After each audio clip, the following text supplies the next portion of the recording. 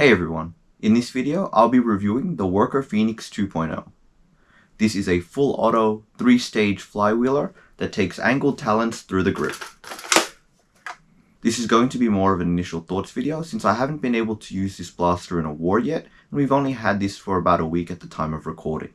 Out of the box, the blaster comes assembled, but you will still need to attach the foregrip and muzzle. It also comes with an opaque black angled talon mag, a bag of darts, and instructions. To attach the foregrip, just push it in until it locks into place. To remove it, press the button on the back and pull it away from the blaster. At the bottom of the grip is a hex key. For some reason, ours was covered in lube out of the box, so I just wiped it off and it's still easy to remove from the grip. The hex key can be used to disassemble the blaster, but it will mainly be used to open the battery door located at the top of the blaster. Remove the 2 screws and it should come right off. The Phoenix comes with an XT60 connector, so it accepts LiPos out of the box.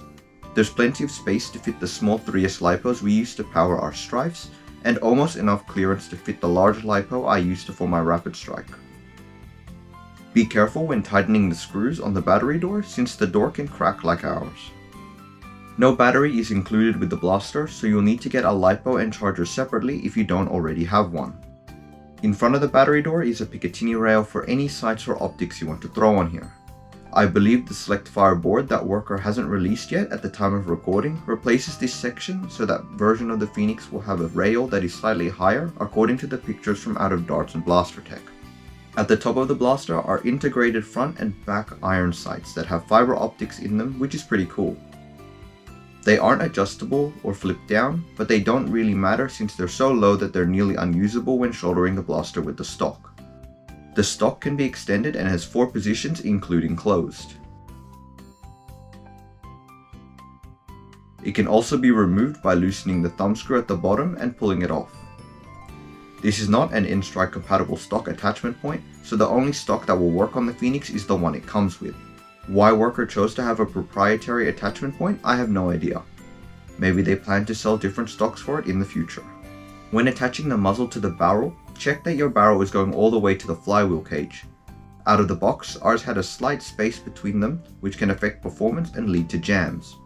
The barrel also has Worker's aluminium flywheel barrel in it as well, which supposedly increases accuracy. Under the barrel is the pulse wave modulator dial that changes the rate of fire of the blaster. I'll cover this more in the performance section. The grip has a rubberized cover which helps with gripping the blaster.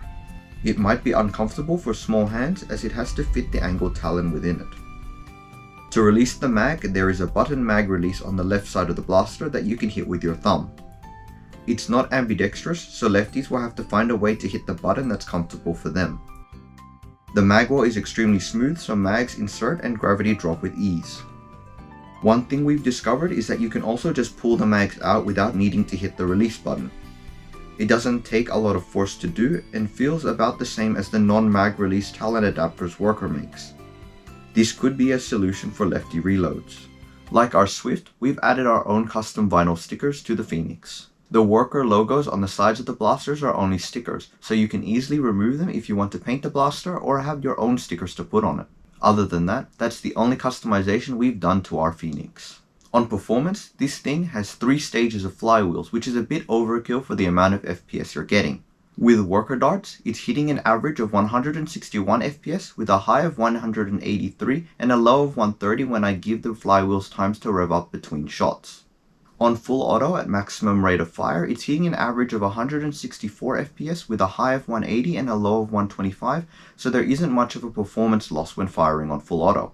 I fired around 300 darts through this blaster before taking the chronograph results, so there would be enough foam buildup on the flywheels to help with the numbers. As I mentioned before, the pulse wave modulator that changes the rate of fire is beneath the barrel. Turning it clockwise increases the rate of fire, and turning it counterclockwise decreases it. If you turn it anti-clockwise all the way so that it has the minimum rate of fire, the pusher won't activate at all.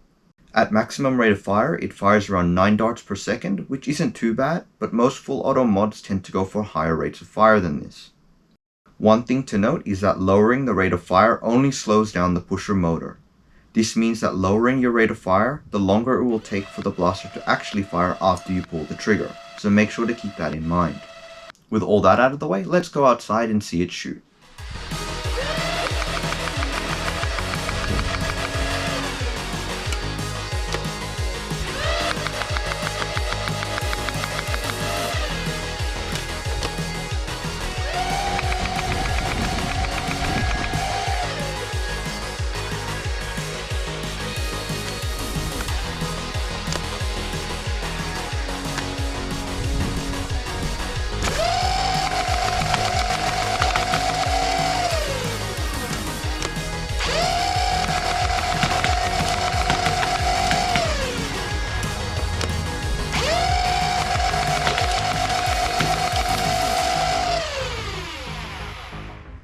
The Phoenix is a very competitive option. It's consistent under 15 meters and can reach out to 25 meters if you need it to. For an out-of-the-box flywheeler, it's a good option for new players who don't know how to solder or don't want to deal with the complex full auto circuits. However, it's still quite pricey by itself and it doesn't include a battery.